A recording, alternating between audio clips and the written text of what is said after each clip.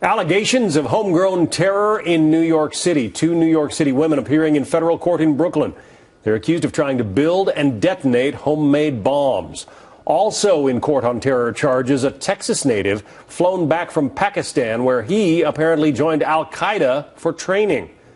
Michael Balboni is former Homeland Security advisor for the state of New York, also senior fellow at the Homeland Security Policy Institute at George Washington University. The authorities say, with regard to these two women, that American citizens were never in any danger, Michael. But you say you don't like many of the aspects of these arrests. Tell us about that. John, when you take a look at the time that this evolved, this is not something that just happened overnight, or after a week of thinking about it. This is a thought process that these two women, according to the complaint, have had for over several years. And when you take a look at the timeline as evidenced in the federal complaint, what you see is that they have been taking steps, including going out and getting the propane canisters, which is what we saw in the Times Square bombing attempt.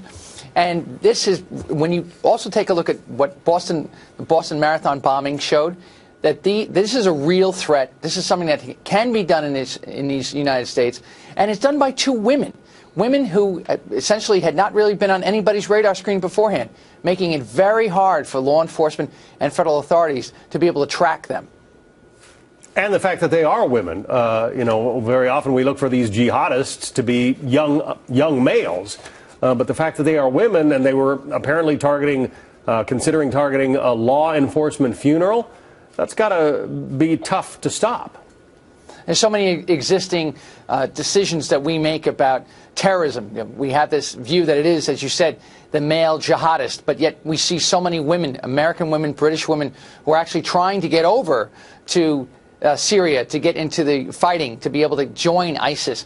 And so what we really have to focus on is that the message, whether it's through Inspire magazine, which these two women apparently had also viewed, or it's through the efforts of ISIS globally, they're having an impact not only on Americans, but American women as well. And this is more and more a concern because we hadn't really thought in this way before.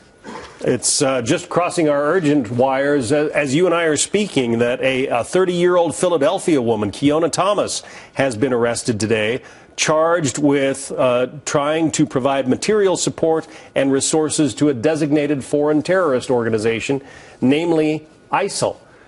So how do we stop this? These recruits seem to be coming out of the woodwork. ISIL, for whatever reason, seems to have an attraction to these women and young men. How do we stop it? The difficulty, John, is, as we've discussed before, is that there is this global media campaign. We have to come to grips with that. In addition to which, there's so much information on the internet on how to make a bomb. And we've seen the attempts time and time again to try to get into the American fabric and hit places that you don't necessarily think as a target. The fact that they would talk about a police funeral, that is chilling. But I will tell you that the police funerals, the police also know that they could possibly be a target. So there is lots of things that they do to prevent that from happening. Security that you wouldn't necessarily see from the outside. No, you wouldn't see it all. And they have lots of undercovers out there. They have counter-sniper. They have counter-surveillance. All these things designed to make sure that this is not a target that people might see just because they see a sea of blue. But more important here is just what the FBI and local law enforcement are doing. They're out there in the media chat rooms. They're seeing about the different media platforms. They're watching what folks are saying. But there's this very, very difficult line they have to be careful of. But when it's aspirational and then goes to operational, that's the fine line moment. In this case, again, if the federal complaint is correct, these two women took that step. They were going operational, which is exactly the time you got to go get them. Two women from New York, and now apparently just this morning another from Philadelphia. Michael Balboni, thanks for sharing your expertise.